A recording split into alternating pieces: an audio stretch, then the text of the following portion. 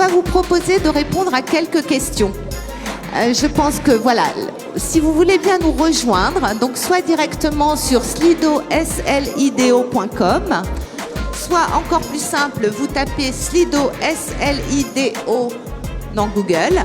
Vous avez juste un mot de passe à entrer qui est Neuro, et ça vous permettra donc de répondre aux questions que nous allons vous poser pour savoir voilà, si vous croyez ou pas à ces neuromythes. On va vous proposer des affirmations, il suffira de répondre vrai ou faux. Donc, si vous voulez bien vous prêter à ce jeu, et bien sûr, nous aurons les réponses quasiment en direct. Donc, Slido, S-L-I-D-O, avec un mot de passe, Neuro.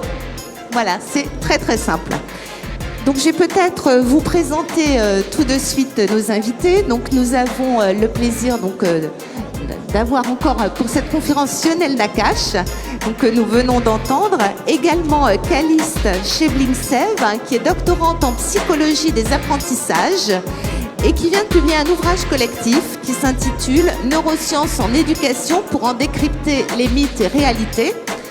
Un ouvrage donc, qui est disponible auprès de notre libraire, et je pense que vous pourrez le dédicacer pour toutes les personnes qui le souhaitent.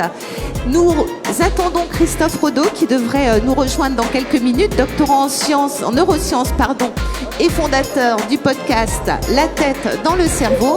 Et le débat va être animé par Jérôme Cordelier, donc rédacteur en chef au Point. Donc Jérôme, je vous passe la parole pour ce débat sur les neuromythes et l'appli. J'espère que tout le monde a pu se connecter. Toutes les informations ont été données. Donc vous lancez les questions quand vous le souhaitez. D'accord, merci. Bonjour à tous. Alors, installez-vous, s'il vous plaît. Voilà. On va essayer d'utiliser notre cerveau pour vous faire installer dans la salle. Enfin, nos cerveaux collectifs. Donc là, nous allons avoir une séance très ludique. Absolument. À la fois intellectuelle et ludique, donc c'est formidable. Voilà. Juste pour ceux qui viennent d'arriver, vous vous connectez slido, slido.com, soit directement, soit via Google, et vous entrez le mot de passe Neuro. Et Jérôme vous posera quelques questions et on verra si vous croyez à ces affirmations ou pas, ce qui vous permettra de les commenter avec vos invités. Voilà. Alors, d'abord, on va rentrer dans le vif du sujet. Nos amis sont présentés. Donc, Lionel Nakache, vous, on ne vous présente plus de toute façon, et puis vous êtes ici chez vous. Donc, Lionel, je vais commencer tout de suite par un truc qu'on a tous dans la tête, dans le cerveau. C'est le fait qu'on n'utiliserait que 10% de notre cerveau. J'allais dire notre cerveau disponible, comme disait l'autre, il fut un temps, mais donc ça c'est un mythe total. Oui, c'est un complot, comme on dit maintenant. Un complot, non, je pense pas, mais un mythe, oui. Et peut-être qu'il y a deux facettes sur ce mythe intéressantes. D'abord d'expliquer pourquoi c'est un mythe. Et ça c'est, voilà, on va le faire, on va y donner quelques clés. Mais aussi la deuxième facette on pourrait discuter, pourquoi ce mythe est si tenace. C'est un mythe qui est très ancien, Einstein est tombé dedans, plein de gens sont tombés dedans, et aujourd'hui, où ça fait très longtemps qu'on sait que c'est pas vrai, intuitivement beaucoup de gens, ça leur plaît cette idée, ça nous plaît, donc on pourrait s'interroger. Alors juste rapidement pour vous dire, même le film récent de Lucie, alors moi je dirais que ça nous flatte parce que ça nous dit voilà, narcissiquement on pourrait faire beaucoup mieux, et puis c'est une sorte de mélange un peu judéo-chrétien de culpabilité, en fait on n'utilise pas bien mais on pourrait faire mieux, donc il y a une sorte de messianisme de notre vie mentale. Mais alors pourquoi c'est pas comme ça et pourquoi le mythe est né? Moi j'en vois un facteur principal. Le facteur principal il est intéressant parce qu'il repose sur l'acquisition des neurosciences. Comment vous savez à quoi sert un cerveau et si un cerveau est utilisé? Eh bien une des façons les plus directes malheureusement, c'est de voir ce qui se passe quand ce bout de cerveau n'est pas utilisé, quand ce bout de cerveau est détruit, est endommagé. Donc l'histoire de la neurologie, qui est une discipline noble, entre guillemets, on peut la réduire vraiment à ça, qui commence vraiment sérieusement au XVIIe, XVIIIe siècle. Vous avez un patient qui a une lésion dans les régions motrices. Il a une paralysie de l'autre côté. Donc vous vous dites, comment cette région n'est pas détruite? Le sujet utilise cette région, puisque lorsqu'elle est détruite, il a un problème. Donc on fait une sorte de compte arithmétique, on dit voilà, il y a quelques pourcentages du cerveau ici qui sont utilisés. Voilà. Et puis la même chose pour les régions visuelles, les régions auditives, les régions du langage. Chaque fois que ces régions sont détruites, que le patient a un problème, on se dit quand elles ne sont pas détruites, elles sont utilisées. Et dans cette logique-là, on s'est rendu compte que, vous savez, derrière le front, il y a ce qu'on appelle le lobe frontal. C'est le tiers du cerveau, le lobe frontal. Et pendant très longtemps, Le lobe frontal, on a vu des patients, ils ont des lésions, mais ils continuent à parler, ils ne sont pas paralysés, ils marchent, ils voient, ils ne sont pas aveugles. Et donc la première réaction de nos collègues, c'était de se dire, en fait, ces patients vont bien. Donc si on détruit une grosse partie du lobe frontal, ils n'ont pas de problème. Quelle est la conséquence? C'est qu'en fait, on n'utilise pas vraiment le lobe frontal. Et en faisant ce genre de calcul, on se dit il y a à peu près 60-80% qui ne sont jamais utilisés, qu'on pourrait utiliser, un peu comme de la friche cérébrale. Et évidemment, d'où vient l'erreur? L'erreur vient, c'est que ces patients qui ont des lésions du lobe frontal, il nous a fallu beaucoup plus de temps pour arriver à comprendre ce qu'ils ont, mais ce qu'ils ont comme problème, ce sont des problèmes très importants, mais non pas les problèmes moteurs ou visuels, on pourrait dire qu'ils sont très graves, mais qui sont primaires, c'est des problèmes dans leur personnalité, dans leur subjectivité, dans leur sens de l'humour, dans leur capacité à se projeter dans le futur, etc. Et on a dû attendre les années 60, 70, 80. Les grands noms dans ce domaine, c'est des gens comme Luria, Damasio aussi a joué un rôle, et l'ermite également, qui est de la famille Thierry Lhermitte. Il y a deux immenses neurologues français, dont un d'entre eux, François Lhermitte, a décrit des facettes essentielles du lobe frontal. Et donc en réalité, vous voyez, on arrive aujourd'hui en 2019 en train de se dire, en fait on utilise en permanence toutes les régions du cerveau fonctionnent évidemment tout le temps, mais c'est pas seulement qu'elles fonctionnent biologiquement, mais du point de vue fonctionnel, elles jouent un rôle très important dans votre vie mentale. Donc on utilise 10%. On n'utilise pas 10%, vous voyez, même moi je tombe dans le mythe. On utilise bien 100% du cerveau. Donc voilà, c'est ça en tout cas peut-être qu'il y a d'autres façons de décliner ce mythe, mais ça c'est d'après moi l'explication la plus informative. Bon. Lionel, vous êtes un pourfendeur de rêves. Et donc maintenant je me tourne vers Caliste. Chez Blinkcef, qui a travaillé beaucoup sur ces neuromythes. Qu'est-ce qu'on peut avoir comme genre de neuromythes que vous avez pu étudier? Alors, oui, bonjour. Je crois on peut les voir à travers aussi l'application sur laquelle ils vont aller. Mais il y a donc d'autres neuromythes comme les intelligences multiples qui concernent plus ou moins l'éducation ou les sciences cognitives en général. Il y a des neuromythes sur quand je dors, j'apprends, etc. Mais je pense qu'on va laisser les gens répondre. Oui, juste pourquoi ça prend actuellement les neuromythes? Alors c'est toujours cette idée de complotisme qui est dans l'air. Enfin, pourquoi la société est aussi sensible à ce genre de fadaise? Je pense qu'on a toujours essayé d'expliquer nos comportements, avant peut-être plutôt par des choses plus psychologiques. Maintenant qu'on a l'impression de pouvoir plus connaître notre cerveau, on utilise le cerveau pour expliquer nos comportements de la vie de tous les jours. Donc on passe aux questions peut-être, voilà, on va voir effectivement la réalité de ces neuromythes. Très bien. D'accord. Donc les questions... Donc, slido.com et donc le code très facile, neuro, et vous allez pouvoir répondre. Ça va être 5 questions. Jérôme, pour la première? Oui. Donc la première question, c'est les écrans modifient notre cerveau. Vrai ou faux? Il n'y a pas de ne sais pas. Il y a vrai ou faux? Non, il faut vraiment se prononcer. Donc on vous laisse répondre.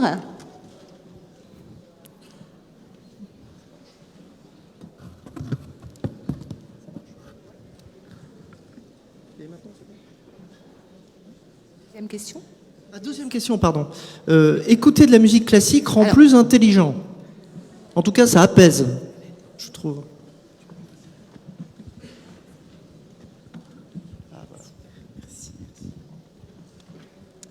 Alors, est-ce que vous avez répondu sur écouter de la musique classique rend plus intelligent?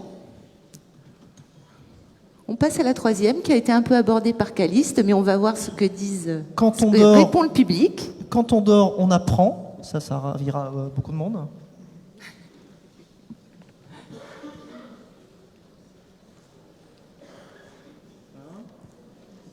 La quatrième. L'âge critique pour apprendre est 3 ans.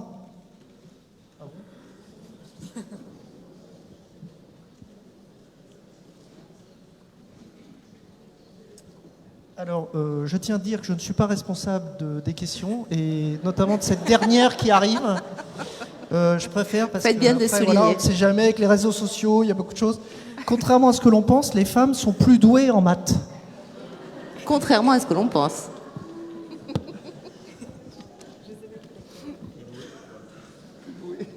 Oui, plus douées. Oui, comme dit Lionel, plus douées tout court.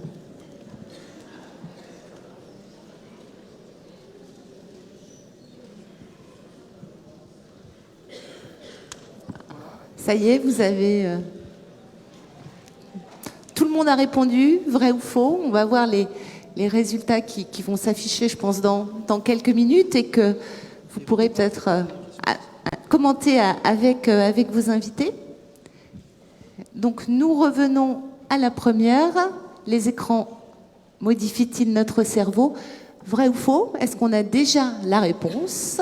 Oh là, vrai à 74%. Oula. Bon, on est Ça démarre plein fort. dans le sujet. Ça démarre fort. Voilà, donc vous pensez tous que c'est vrai? À 74%. Oh là là là là là là là. Eh bien, c'est totalement faux. N'est-ce pas, Lionel? Moi, je n'étais pas inclus dans cette table initiale. Évidemment, le problème ici, c'est que la question est ambivalente. Parce que si vous avez d'un côté un discours dans lequel on vous explique que chaque instant de ce que vous vivez va modifier l'activité de vos synapses, etc., vous avez le droit de dire que ça va changer votre cerveau. Mais si ce que vous entendez par changer votre cerveau, ça veut dire ça va changer la géométrie globale de l'organisation générale du cerveau, ça c'est une erreur.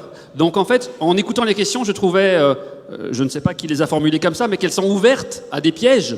Parce qu'on pourrait répondre oui et non aux deux questions et on aurait raison à chacune des questions. D'où l'importance de la formulation. Donc peut-être le point important à retenir, c'est qu'avec les écrans, on ne va pas changer le plan génétique de votre cerveau parce que c'est un plan qui évolue sur des millions d'années. De la même façon que quand on a inventé l'écriture et la lecture il y a 6000 ans, qu'on est passé de la préhistoire à l'histoire, on n'a rien changé à la génétique du cerveau parce que c'est trop lent pour avoir encore un impact. Attendez, Lionel, j'ai une question là. Alors donc, on va pas formater un peu, enfin, les GAFA sont pas en train de formater notre système de pensée? Neuromythe. Non, sans virer sur un complotisme dont vous parliez. Ça veut dire, et c'est là que la question devient intéressante, c'est qu'il faut distinguer aussi les styles cognitifs. C'est-à-dire qu'à cerveau identique, donc on a dit tout à l'heure qu'on utilise 100% du cerveau, mais ce 100% peut changer selon la façon de laquelle on l'utilise précisément. Donc si vous décidez par exemple d'utiliser votre 100% pour apprendre à jouer du violon ou bien pour jouer au loto tous les jours, vous n'aurez pas développé les mêmes aptitudes à la fin. Et donc c'est ça. Donc est-ce que les GAFA vont avoir un impact sur votre style cognitif? La réponse est oui. Et on commence à avoir quelques éléments de réponse. Hein. Mais c'est pour ça qu'il faut faire attention. Je pense que tout le monde avait raison. C'est comme chez Jacques Martin. Ah oui. C'est oui et non. Mais donc, Lionel Nakache se lance en politique. Hein. Quoi en politique? Ah, c'est macroniste, vous voulez dire? Oui et non, c'est tout à la fois. Et je pense qu'on peut ajouter que oui, ça modifie notre cerveau, comme on vient de dire, que comme tout apprentissage, comme tout, dès qu'on lit un livre, dès qu'on interagit avec quelqu'un, on modifie notre cerveau, mais c'est pas pour ça que c'est dangereux. Donc il n'y a pas de côté dangereux des écrans, en tout cas, n'est pas juste quand on est en train de regarder un écran, on n'est pas en train de changer la structure de notre cerveau. Et par contre, évidemment, pour les apprentissages, on a bien vu que chez les enfants, il y a vraiment une nécessité qu'il y ait une interaction avec un autre individu. Donc c'est pour ça qu'on peut avoir peut-être quelques doutes sur quand on laisse un enfant tout seul devant un écran, bah forcément, il va peut-être pas apprendre énormément. Voilà. D'où les inquiétudes qu'on peut avoir sur les écrans. Mais attendez quand même la fin de la conférence pour regarder vos smartphones, parce que l'échange humain, c'est bien aussi. Hein. Donc on passe à la deuxième question. La deuxième question, écouter de la musique classique rend plus intelligent, vrai ou faux? Donc la réponse, alors c'est faux à 66%. On est sur 2 tiers, 1 tiers environ. Hein. 1 tiers des personnes qui ont répondu pensent que voilà, écouter de la musique classique rend plus intelligent, mais c'est faux pour une majorité quand même.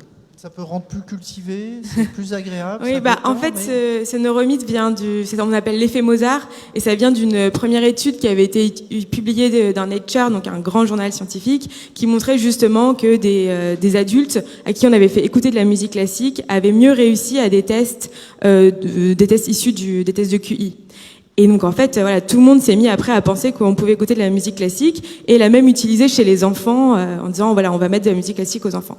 En fait, finalement, cette étude, elle n'a pas été répliquée. Et donc ça, c'est un peu un point méthodologique aussi qui montre qu'il y a vraiment cette importance de répliquer des études en neurosciences et en psychologie avant d'en utiliser, enfin, en créer des politiques publiques, puisque ça avait été même le cas avec la musique classique. Et donc en fait, oui, il n'y a pas d'effet spécifique de la musique classique sur les apprentissages. Lionel ? Oui, tout à fait. Et peut-être juste pour vous rappeler peut-être 3 choses. La première, c'est qu'il faut d'abord commencer par savoir si la corrélation entre 2 choses existe ou pas. Et donc ce qu'Alice vient de vous décrire, c'est que l'effet Mozart, la corrélation rapportée, n'était sans doute pas vraie dans le sens où elle n'a pas été répliquée. D'accord. Et ça vient d'un problème qui est très quotidien encore aujourd'hui. Hein. C'est pour nous une difficulté. On parlait de statistiques tout à l'heure avec Thierry Lhermitte. Quand vous faites le b.a.-ba de la statistique, c'est que quand vous faites des tests, il y a des risques de faux positifs. Donc imaginez par exemple que vous décidiez de dire je vais prendre un risque de 5%. Ça veut dire je vais accepter de tenir pour vrai quelque chose s'il y a uniquement 5 chances sur 100 que ce soit, ça apparaisse comme étant vrai alors que c'est pas vrai. D'accord ? Si vous utilisez ce seuil, vous savez ce que vous faites. Mais si vous faites par exemple 1000 tests, eh bien 1000 tests, ça veut dire déjà que vous allez avoir 50 résultats qui vont apparaître positifs, mais qui ne le sont pas, qui sont dus au hasard. Et sans doute dans l'étude du Mozart Effect, l'effet Mozart, si je me souviens bien, parce que c'était une étude qui avait eu beaucoup d'impact à l'époque, les auteurs avaient utilisé plein de questionnaires. Et ils avaient trouvé 3 questions de QI qui étaient augmentées. Mais 3 questions sur peut-être des centaines. Donc probablement que leurs résultats étaient uniquement liés à un risque de première espèce, c'est-à-dire qu'il y avait un faux positif. Et donc ça, c'est le premier point, ne pas confondre, savoir si une corrélation entre deux phénomènes existe. Maintenant, imaginons quand même qu'il y ait une corrélation qui existe, imaginons qu'il y ait un lien entre l'intelligence et la musique classique, ou prendre autre chose. C'est autre chose de connaître la causalité. La question, c'était est-ce que ça rend plus ? Et vous avez plein de situations dans la vie dans lesquelles des choses sont liées, mais ne sont pas causalement liées. Elles sont liées parce qu'il y a un facteur tiers qui font que les deux vont ensemble. Elles ne sont pas indépendantes, mais qu'il n'y a pas vraiment la démonstration que l'effet A cause l'effet B. D'accord ? Un peu comme ce qu'on disait tout à l'heure avec madame sur l'hypnose. Vous pouvez vous raconter une histoire de l'efficacité du traitement qui n'a peut-être rien à voir avec le fait que c'est efficace pour d'autres raisons. Donc ça, c'est une autre question sur la causalité. Et donc sur la musique, ensuite, je pense qu'effectivement, les deux sont aussi souvent reliés dans des aspects de culture, par exemple d'exposition culturelle. On vous apprend à aimer la musique classique et vous allez dans des meilleures écoles et vous avez des meilleures notes dans des QI. Et donc les deux peuvent être peut-être parfois associés, mais d'arriver à prouver une causalité, c'est une autre paire de manches. Mais juste sur la musique, là, le fait que ça apaise, est-ce que ça ouvre le cerveau vers d'autres champs et d'autres disponibilités pour acquérir des connaissances, par exemple ? Alors oui, Jérôme, vous avez raison sur un point. Par exemple, on a un collègue à Lyon, Fabien Perrin. On travaille beaucoup aussi avec les patients non communicants, savoir s'ils ont un niveau de conscience. Et ce que Fabien Perrin et d'autres ont découvert, et qu'on utilise aussi, c'est que quand vous exposez aux patients une musique dont on sait qu'elle a un impact émotionnel très fort, donc vous commencez par interroger les familles sur quelles sont les chansons, les musiques que les patients aimaient le plus, et bien quand vous les examinez juste après les avoir exposés à une musique dont on sait qu'elle a un impact émotionnel fort et lié à la vie de la personne, eh bien, vous avez beaucoup plus de chances de retrouver des réponses riches. Donc, il y a un impact de la musique et qui passe peut-être par ce dont on parlait tout à l'heure avec madame sur l'impact de l'émotion aussi dans la cognition, la motivation, l'émotion, dans le fait de pouvoir vous faire révéler. Mais c'est différent de la question qui était posée. Hein, voilà. Absolument. Adjacente, mais comme vous voulez disqualifier les mythes et que là, on visite l'aspect complexe pour pas que les gens ressortent avec... D'autres mythes. Oui, ou plein de mythes mythés. Et c'est aussi peut-être l'occasion de préciser qu'on aura une très belle conférence donc, sur la musique à 16h30. Voilà. La troisième question, peut-être. Et la troisième réponse, surtout. Donc, quand on dort, on apprend. Vrai ou faux ? Vrai à 61%. Faux à 39%. Et la réponse est ? Un peu plus complexe. Alors on peut dire déjà que quand on sait que le rôle du sommeil est vachement important dans les apprentissages, déjà ça nous permet de ne pas oublier. Ça c'était quelque chose qu'on connaissait depuis très longtemps comme résultat. Et puis en fait on s'aperçoit aussi que ça permet de consolider ces apprentissages. Donc quand on dort, on n'apprend pas. On peut pas apprendre quelque chose de nouveau. Par contre on peut consolider ce qu'on a déjà appris la veille. Donc ça, c'est quand même aussi quelque chose de classique où on fait des expériences où, par exemple, on apprend à des gens une tâche et il y a certaines personnes qui peuvent aller dormir, d'autres qui peuvent pas dormir. Et puis après, on regarde leurs résultats. Là, la première critique méthodologique, pareil, que vous pourriez faire, c'est de dire, mais est-ce qu'ils sont juste pas plus fatigués, le groupe qui a pas dormi, ensuite? Donc c'est pour ça qu'on attend plusieurs jours pour que tout le monde ait un peu récupéré de sa fatigue. Et donc on voit que le rôle de la première nuit de sommeil, après un apprentissage, est très importante. Mais maintenant, on commence même à aller un peu plus loin, parce que le sommeil, c'est quand même encore quelque chose de très complexe, qu'on n'a pas encore totalement... on connaît encore peu de choses dessus. Et on voit qu'il y a un rôle même dans la réactivation. C'est-à-dire, par exemple, si ce qu'on aimerait tous, qu'on écoute des mots, par exemple, pendant le sommeil, et on espère qu'on connaîtra une langue étrangère le lendemain. En fait, on s'aperçoit que si on a appris la veille des mots, et qu'après on en réécoute quelques-uns pendant la nuit, et ben en fait ces mots qu'on a réécoutés donc on a réactivé pendant la nuit, on va encore mieux s'en souvenir à l'état le lendemain. Mais ça encore, c'est des premières études, hein, donc on peut, pareil, on n'est pas encore sûr à 100% que c'est le cas, parce qu'il faut que ça soit à une certaine période du sommeil. Le sommeil, c'est pas une phase, c'est pas quelque chose d'uniforme, etc., etc. Mais donc en tout cas, on peut voir que peut-être quand on dort, donc on consolide ce qu'on a appris à l'état de veille, et limite on peut aussi le réactiver.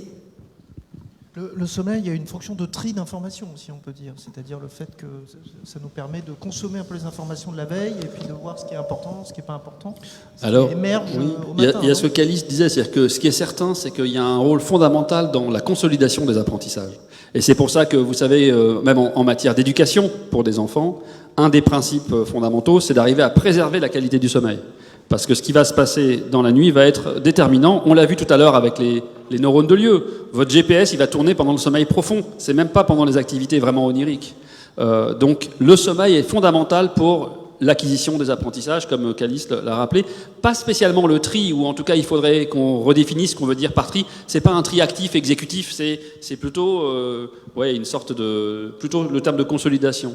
Mais, et comme c'était mentionné, ce qui est mythique, donc le mythe ici, c'est effectivement, et il y a eu des fois, parfois des produits vendus, hein, vous trouvez des méthodes, apprenez le japonais sans peine, vous écoutez le japonais pendant que vous dormez, etc.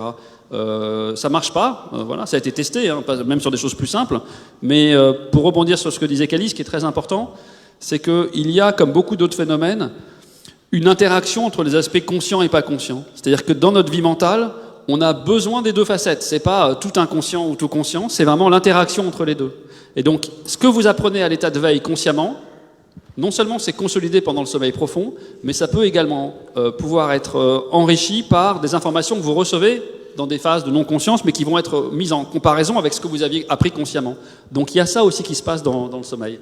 Donc nous accueillons Christophe Rodeau, voilà, heureusement. Le vrai Christophe Rodeau. Le vrai, docteur en neurosciences et donc fondateur du podcast La tête dans le cerveau, que je vous encourage tous à écouter.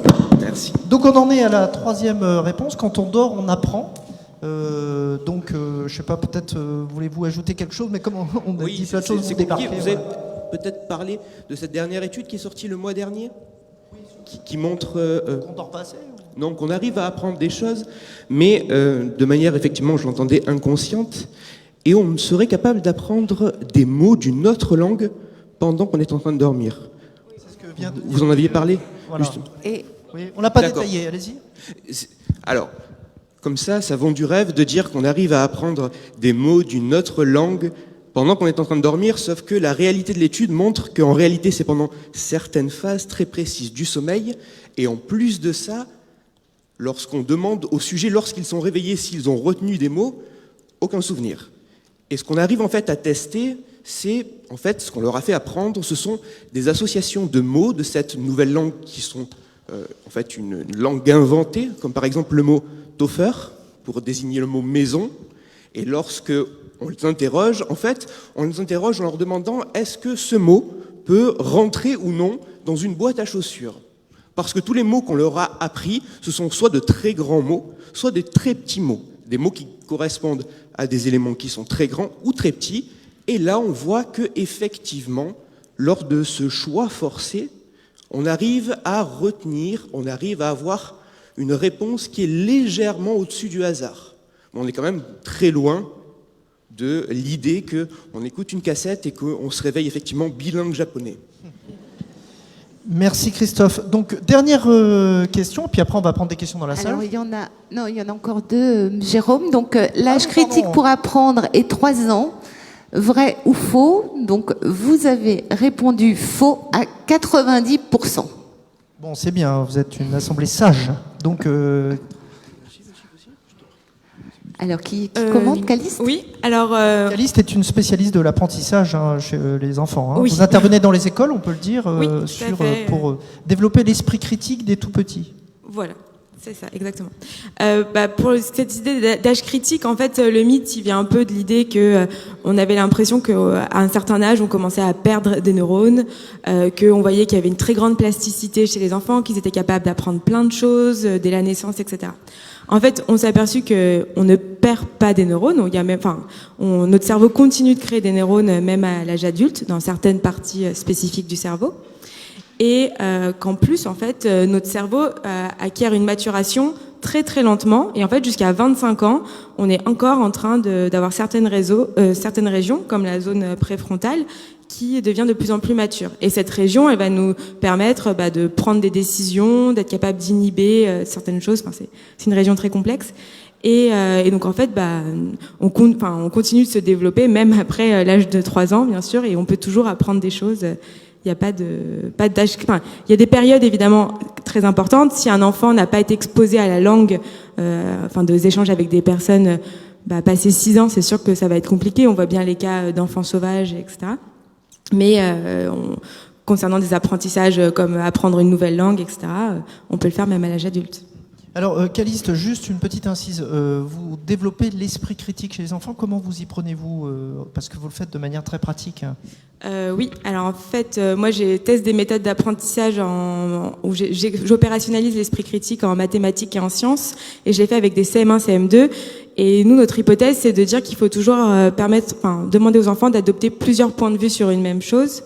Et donc un exemple de base, ça pourrait être de dire que là on a une chaise, on la voit comme un siège, mais dans un contexte où il faut changer une ampoule, vous allez le recatégoriser comme un escabeau, etc. Et donc j'ai travaillé avec les enfants aussi sur les concepts justement qu'on a évoqués, qui sont ceux de coïncidence, de cause à effet et de cause cachée. Et voilà, justement des concepts que même en tant qu'adulte on a aussi du mal à appréhender, mais qui dans le contexte actuel des fake news, etc., est utile de développer le plus tôt possible.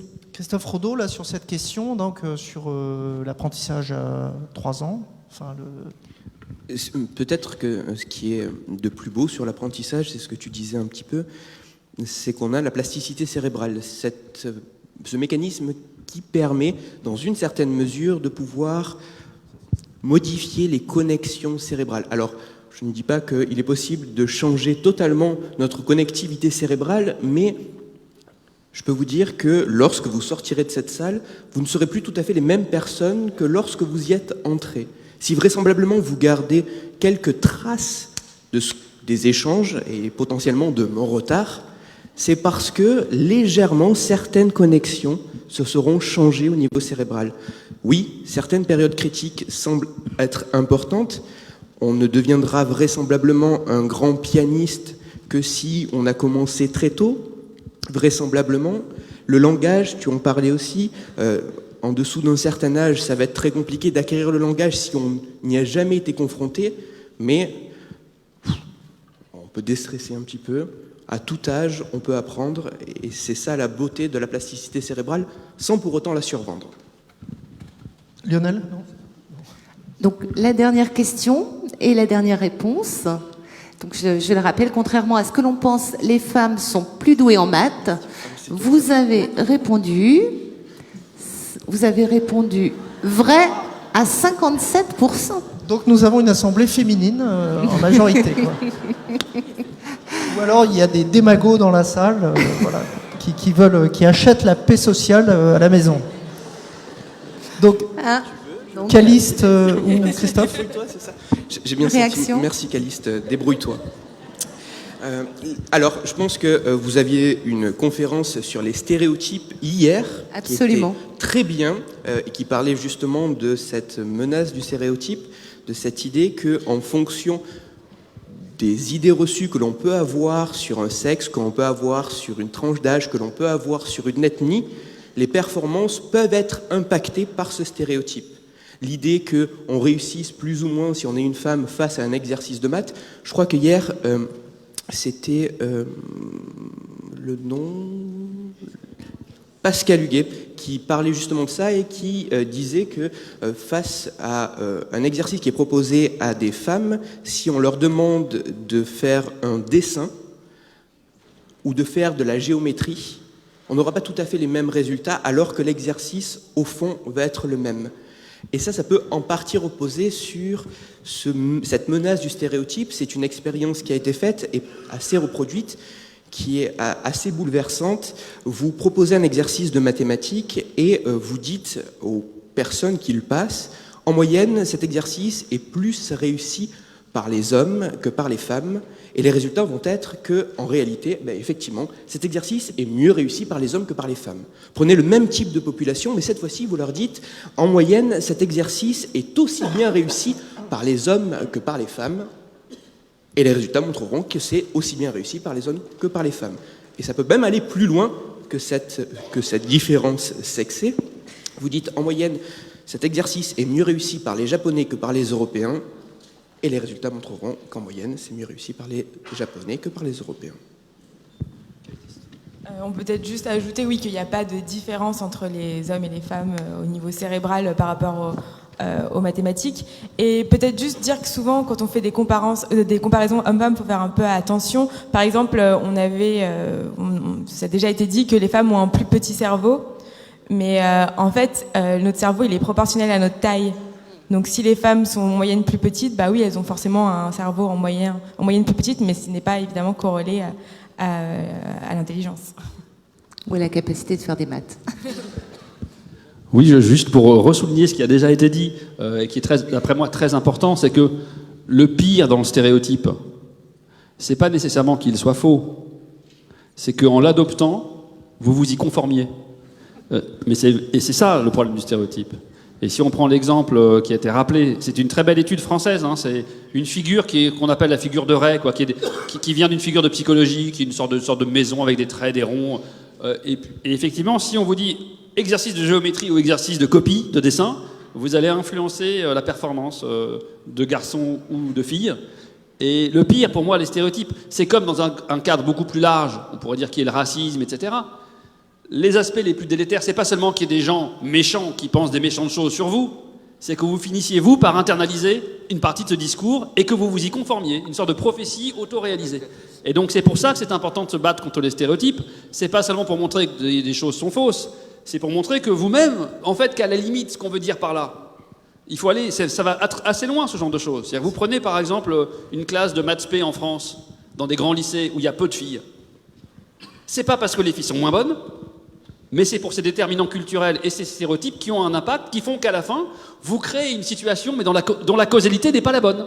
La causalité, c'est pas les femmes sont moins bonnes en maths, mais c'est que du fait de ces stéréotypes, de la conformation et de l'éducation, vous finissez par créer une situation, mais dont vous avez un décodage causal qui est inexact. Et c'est ça le cœur des stéréotypes pour moi, et pourquoi c'est un sujet en soi extrêmement important et difficile aussi. Hein. Merci Lionel. On va prendre des questions dans la salle. Peut-être des questions dans la salle sur tout ce qui vient d'être dit, voire sur d'autres neuromythes peut-être. Donc n'hésitez pas à vous signaler. Il y a une question sur la droite. Oui. Le micro arrive vers vous, et donc ce qui me donne juste le temps de vous rappeler ce superbe hors-série réalisé par Le Point et France Inter, donc sur les nouvelles frontières du cerveau que vous trouvez bien évidemment en sortant de cet amphithéâtre. Madame, on vous écoute pour la question. Oui, bonjour. Alors j'ai une question qui n'est pas forcément liée au neuromythe, mais comme c'est une notion qu'on évoque tout le temps, l'intelligence, je voulais simplement savoir finalement qu'est-ce que c'est être intelligent. Scientifiquement parlant, sur le plan physiologique, voilà. Qu'est-ce que c'est finalement être intelligent ? Oui. Alors. Juste Lionel ou... Oui, Christophe ? Voilà. Bon, déjà, on peut rassurer, il n'y a pas une intelligence, mais des intelligences. Waouh, doucement. Il faut faire attention lorsqu'on va commencer à dire il y a plusieurs intelligences, parce que là aussi, même si effectivement c'est pas directement un neuromythe, il y a aussi un neuromythe qui repose sur cette théorie qu'il y aurait plusieurs intelligences, et peut-être même qu'il y en aurait 8 exactement, ou 7,5, ou 9, enfin des intelligences très précises, des boîtes bien délimitées, mais qui en réalité ne reposent pas réellement sur un fonctionnement physiologique. L'intelligence. Tout un programme, bravo, mais je pense qu'il faut relancer 45 minutes là-dessus. L'intelligence, c'est peut-être un mot humain que l'on met sur tout un tas de comportements différents. L'intelligence, en donner une définition, c'est très complexe et vraisemblablement, ça ne se limite pas à ce que l'on pourrait penser au QI. L'intelligence, ça a plein d'aspects. Le QI semble être une mesure qui semble être calquée à cette pseudo-définition de l'intelligence, mais on ne peut pas résumer l'intelligence au QI. Et je jette le micro, débrouillez-vous. Bon alors Christophe, il y a donc des intelligences quand même, puisqu'il y a l'intelligence pratique, il y a l'intelligence émotionnelle, il y a l'intelligence rationnelle, il y a le... Personnel. Voilà, après culture et intelligence, enfin voilà. Culturel. Allez Lionel. Non, mais c'est une colle. Hein. Merci pour cette question. Mais effectivement, le premier problème, comme Christophe l'a dit, c'est de définir d'abord ce qu'on veut entendre par intelligence. Et dans la littérature de la psychologie de l'intelligence, il y a, c'est vrai, plusieurs débats. Par exemple, il y a la recherche dans ce qu'on appelle un facteur d'intelligence générale ou globale. De voir, est-ce qu'en fait, qui irait avec l'intuition que ce qu'on veut entendre par intelligence, c'est savoir créer des liens innovants entre des choses que les gens ne savent pas faire facilement, de résoudre des problèmes, quelle que soit en fait la catégorie. Et donc, il y a tout un pan de recherche qui essaie de voir, et sans aller trop loin, il y a par exemple, on parlait du lobe frontal, celui dont on a mis le plus de temps pour comprendre à quoi il sert. Eh bien, une des fonctions du lobe frontal, quand on prend des échelles de QI ou des échelles de, par exemple, une des choses très difficiles, alors je ne sais pas si vous appellerez ça de l'intelligence, mais c'est être capable de produire une chaîne de chiffres aléatoires. C'est très difficile.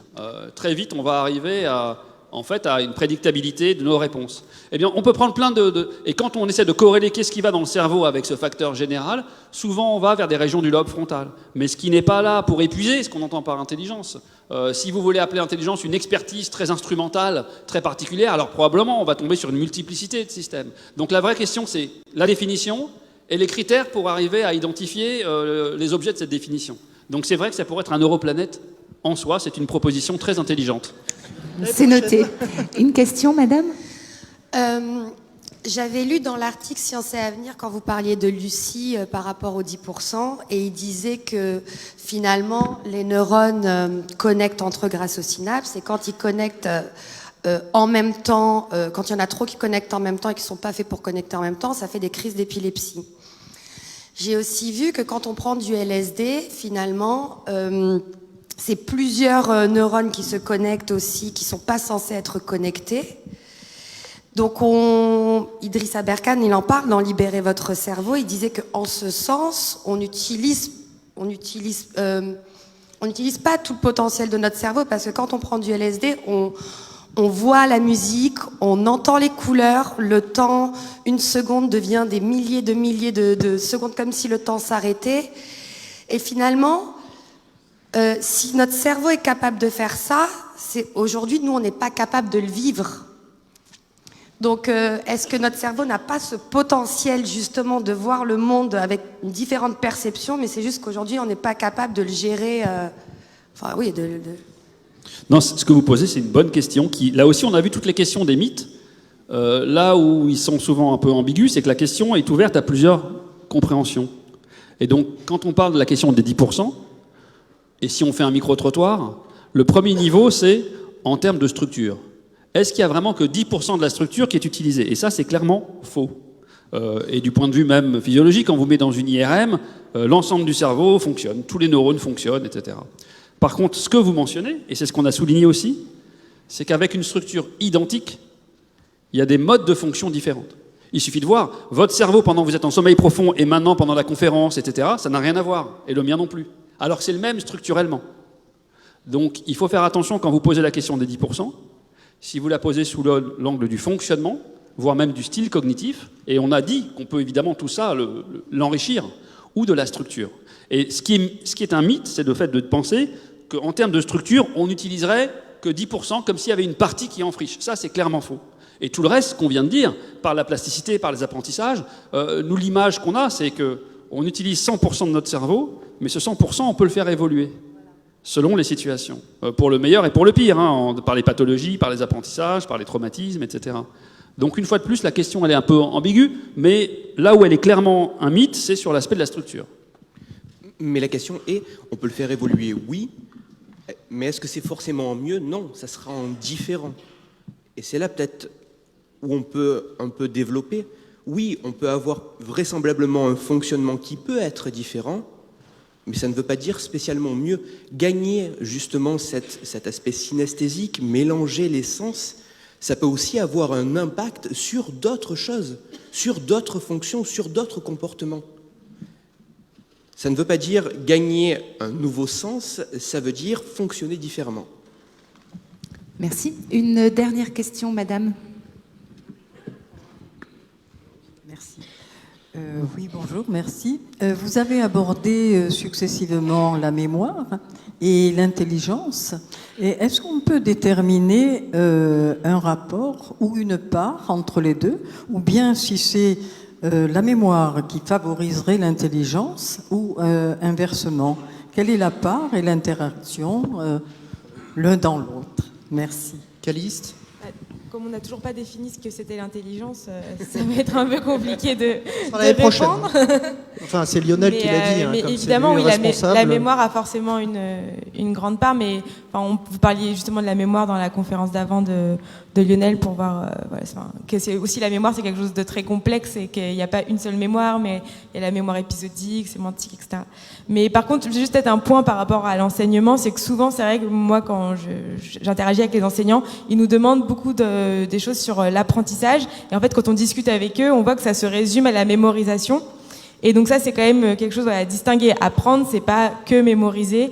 Et donc c'est pas. Bien sûr, on a besoin de mémoriser pour apprendre, mais ça ne se résume pas à ça. Et ça dépend où est-ce qu'on définit le niveau de la mémoire. Est-ce que la mémoire, ce n'est pas déjà garder la trace de la communication entre deux cellules? Cette trace, ce lien qui s'unit lors de cette synapse qui, lorsqu'elle va être en cohérence, va pouvoir gagner, va pouvoir s'épaissir. Est-ce que déjà, c'est pas le premier niveau de la mémoire? Et si c'est ça, ben oui, alors si garder la trace de chacune de nos interactions synaptiques, c'est le premier niveau de la mémoire, alors tout dépend de la mémoire. C'est pas juste parce que je travaille sur la mémoire que je dis ça, hein, bien évidemment. Et voilà, il y a un troisième mini-éclairage aussi qui montre le principe de tension qu'il y a entre les deux. C'est que si on veut aller, on s'intéresse à intelligence comme capacité à créer des liens entre des connaissances, des savoirs, des choses qui ne sont pas mises en relation, eh bien il va de soi que plus vous avez une gamme et une palette d'éléments mémorisés que vous pourrez connecter les uns avec les autres, plus vous pourrez peut-être être intelligent. Mais en même temps, et c'est ce que Caliste montrait tout à l'heure dans l'éducation, souvent quand vous mémorisez quelque chose, vous pouvez être enfermé dans la manière de laquelle vous l'avez compris ou appris ou mémorisé. L'exemple, vous savez, de la chaise et de l'escabeau. Une chaise, c'est pour s'asseoir, voilà. Et du coup, vous savez, souvent on a ça, un discours parfois un peu hystérique chez les grands experts, c'est de dire, alors moi, pour arriver à être vraiment, il faut que j'oublie tout ce que j'ai appris. Alors les gens disent, moi déjà, j'arrive pas à l'apprendre, et lui, il veut l'oublier. Mais ce qu'il y a de sérieux, d'après moi, dans ce discours, et auquel j'adhère, c'est que quand vous êtes expert, vous devez emmagasiner une expertise complexe, mais vous devez trouver ensuite une liberté pour arriver à la revisiter d'une manière nouvelle. Donc c'est pour ça que votre question, la mémoire, ça aide et ça n'aide pas l'intelligence. Il y a les deux. Ça aide parce que ça donne un potentiel, mais ça enferme. Donc il faut les deux. Merci. Alors rapidement, une toute dernière question. Je vais me dépêcher. J'ai lu un livre qui s'appelle Hegel et les vaches du Wisconsin. Hegel ou les vaches du Wisconsin. C'est un Italien qui a écrit ça. Ce qui est très intéressant dans ce livre, c'est qu'il dit que quand on fait écouter de la musique, du Mozart ou du Beethoven à des vaches, leur production laitière est améliorée. Alors, je ne sais pas s'il y a eu des répétitions de ces études, si ça a vraiment été validé, mais ça me rappelle d'autres aspects qui sont que quand on fait des études, on n'étudie pas toujours le trait qu'il faudrait étudier pour voir un effet.